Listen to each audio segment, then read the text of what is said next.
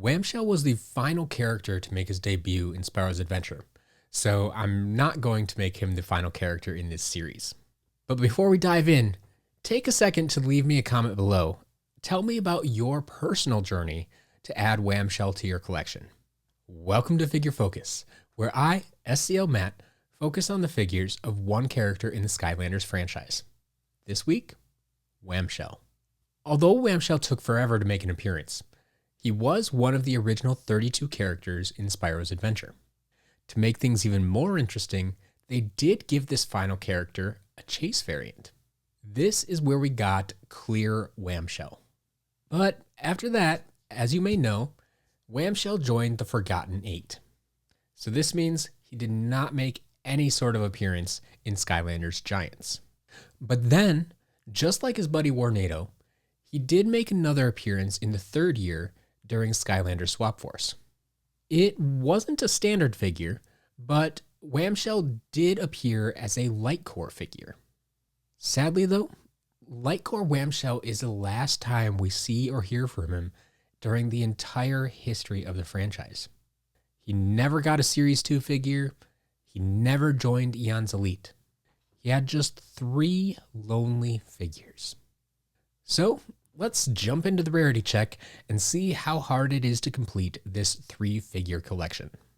The easiest figure to find was actually the last one to be released.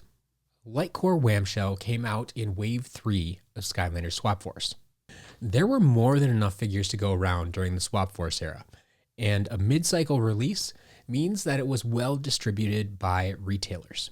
But then, we have Series 1 Wham-Shell.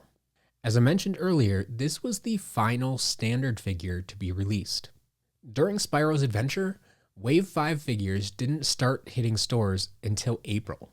And since it was Wave 5, stores weren't really keen on buying a lot of new product to put on the shelves. The game was already 6 months old at this point, and most stores still had figures sitting on the shelves. So Wham-Shell slowly trickled out of the warehouses and into retailers' stores over the course of the next few months. Naturally, this means that Wham-Shell was not well distributed. This figure is consistently the most expensive standard Spyro's Adventure figure. But eventually, there was one more way to get your hands on Wham-Shell. Somewhere down the line, someone must have noticed that Wham-Shell wasn't quite moving out of the warehouse as expected. So early on in the Giants release, so late 2012, we started to see these castle carrying cases show up in stores. These cases were selling for $29.99 at Toys R Us.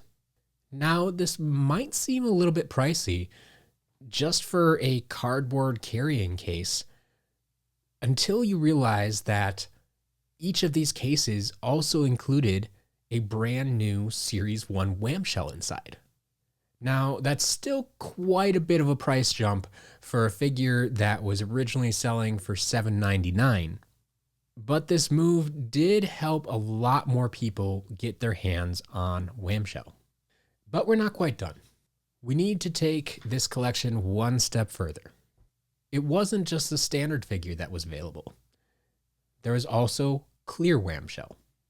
Since this was a rare chase variant, this means that it was simply randomly inserted into the cases when it left the factory and showed up at random stores, random locations, random times. You never know where it might show up.